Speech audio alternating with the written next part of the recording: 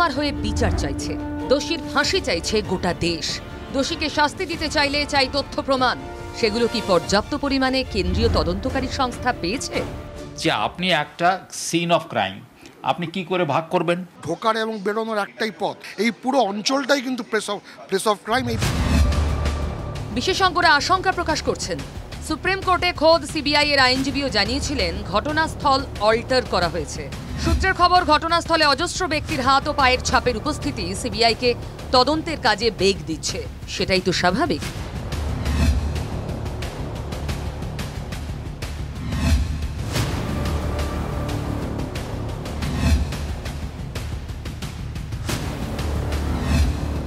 গত কয়েকদিন ধরে সেমিনার হলের একের পর এক বিস্ফোরক ছবি TV9 বাংলা লাগাতার সামনে এনেছে। TV9 বাংলার হাতে আরও এক চাঞ্চল্যকর ভাইরাল ভিডিও। ছবিটা ভালো করে দেখুন। বাঁদিকে একটি টেবিলের ওপর সবুজ চাদর, বেডের পাশে রাখা চেয়ার। একটু এগিয়ে ডান দিকে এগোলেই সাদা কাপড়ের আড়ালে ডায়াস।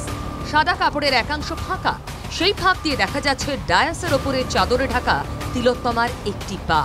এটাই সেমিনার রুমের ভিতরের ছবি। এই ডায়াসই অকুস্থল। ভাইরাল এই ভিডিও প্রকাশ্যে আসতেই বহু প্রশ্ন। তখনও দেহ পড়ে রয়েছে, সেই অবস্থাতে ভিডিওগ্রাফি। এই ভিডিও কি পুলিশ কটন করার আগে তোলা? প্রশ্ন হলো, কে অবাধে সেমিনার রুমে ঢুকে ভিডিও করল?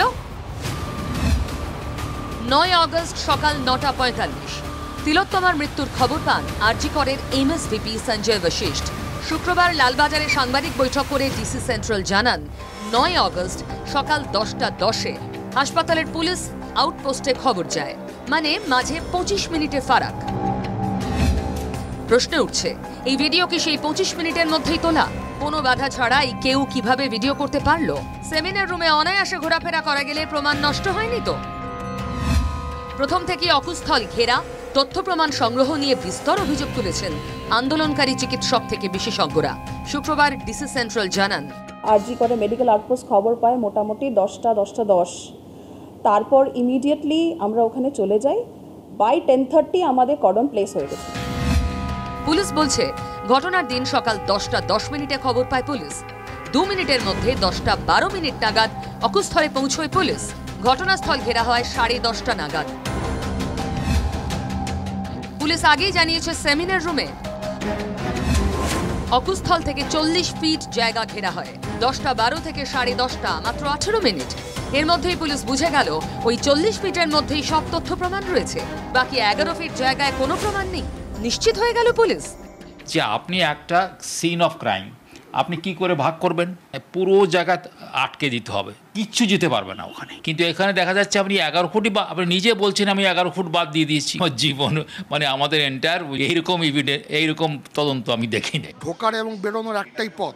যদি সেই ঘরে ক্রাইম হয়ে থাকে সত্যি তাহলে কিন্তু পুরো ঘরটা এবং তার আশেপাশে যেখান থেকে মানুষ বেরোতে পারে বা ঢুকতে পারে, আততায়ীরা ঢুকতে পারে বা বেরোতে পারে, এই পুরো অঞ্চলটাই কিন্তু প্লেস অফ ক্রাইম। এই পুরো অঞ্চলটাই কর্ডন অফ করে দেওয়া উচিত। যে দরজা দিয়ে বাততায়ীরা ঢুকছে বেরোচ্ছে, সেই এভিডেন্সগুলো ট্যাম্পার হয়ে যাওয়াটা খুবই স্বাভাবিক।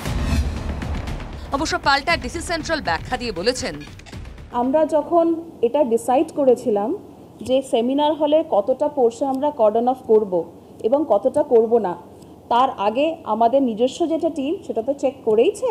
ফলে আমি আপনাকে এটা অ্যাসিওর করতে পারি, আমাদের কোনোভাবেই ইনভেস্টিগেশন প্রসেসের সময় বা আগে তার সাথে কিন্তু বা এবং পরে কোনো এভিডেন্সের সাথে ট্যাম্পারিং হয়নি। কিন্তু পুলিশের দাবিতে সন্তুষ্ট নয় চিকিৎসক মহল।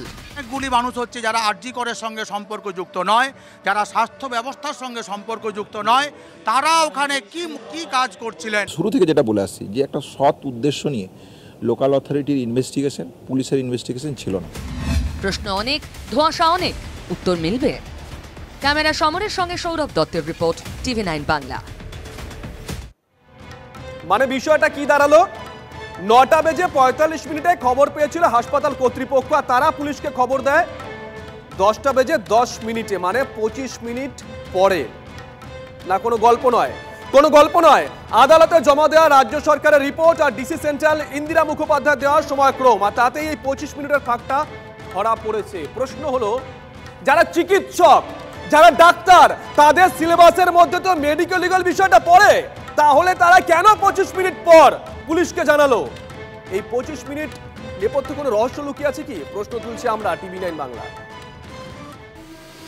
তিলোত্তমা ধর্ষণ খুনের ঘটনায় 23 দিন পার, ক্ষোভ বিক্ষোভ আন্দোলন চলছে, কিন্তু ধোঁয়াশা কাটছে না। আমরা দেখুন প্রচুর কেস আমরা হ্যান্ডেল করি, আমাদের স্পেশাল হোমিসাইড সেকশন আছে, ডিটেকটিভ ডিপার্টমেন্ট আছে, থানার যারা অফিসাররা আছে তারা অনেক কেস করে, বছরের পর বছর ইনভেস্টিগেশন আছে। ফলে ইনভেস্টিগেশন প্রসেসের সাথে ট্যাম্পারিং করা স্পেশালি এরকম কেসে একদমই সম্ভব নয়।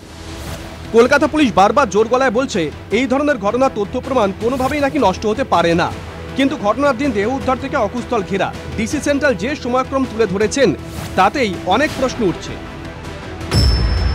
রহস্যের 25 মিনিট। তিলোত্তমা তদন্তে সুপ্রিম কোর্টে ঘটনার দিনে টাইমলাইন জমা দিয়েছে রাজ্য সরকার। সেই রিপোর্ট অনুযায়ী 9 আগস্ট সকাল 9:30 তিলোত্তমা দেহ দেখতে পান প্রথম বর্ষের এক পিজিটি। এর কিছুক্ষণ পর 9 আগস্ট সকাল 9:45 তিলোত্তমার মৃত্যুর খবর পান এমএসভিপি সঞ্জয় বশিষ্ঠ। তালা থানায় দেওয়া এমএসভিপি চিঠিতে সেই তথ্য রয়েছে। পুলিশ কখন খবর পায়? শুক্রবার লালবাজারে সাংবাদিক বৈঠক করে ডিসি সেন্ট্রাল জানান 9 আগস্ট সকাল 10:10 পুলিশ খবর পায়। আমরা টালা থানা খবর পায় বা আরজি করে মেডিকেল আউটপোস্ট খবর পায় মোটামুটি 10:10 এখানে বড় প্রশ্ন উঠে আসছে। ঘটনার দিন সকাল 9:45 খবর পান এমএসভিপি, তাহলে কেন পুলিশ 10:10 তিলোত্তমার মৃত্যুর খবর পেল? আরজি করে তো পুলিশ পোস্ট রয়েছে, কেন পুলিশকে খবর দিতে 25 মিনিট লেগে গেল? পুলিশকে জানাতে কেন 25 মিনিট লাগলো হাসপাতাল কর্তৃপক্ষের? প্রশ্ন উঠছে কারণ শুক্রবার লালবাজার থেকে ডিসি সেন্ট্রাল জানিয়েছেন 10:10 যখন বলা হয়েছে ওখান থেকে 2 মিনিট বড়জোর লাগে নিচে থেকে ওপরে যেতে। বাই 10:30 আমাদের কর্ডন প্লেস হয়ে গেছে। লালবাজারই বলছে হাসপাতালের আউটপোস্ট থেকে অকুস্থলে পৌঁছতে পুলিশের 2 মিনিট লাগে, তাহলে কেন সেই পুলিশকে খবর দিতে 25 মিনিট সময় নিল হাসপাতাল কর্তৃপক্ষ? ঘটনার দিন সকাল 9:45 খবর পান এমএসভিপি। প্রশ্ন হলো এমএসভিপি সঞ্জয় বশিষ্ঠ কখন ফোন করেছিলেন? এই 25 মিনিটের মধ্যে এমএসভিপি আর কাকে কাকে ফোন করেছিলেন? যারা যারা ফোন পেয়েছিলেন তারা আবার কাকে ফোন করেছিলেন?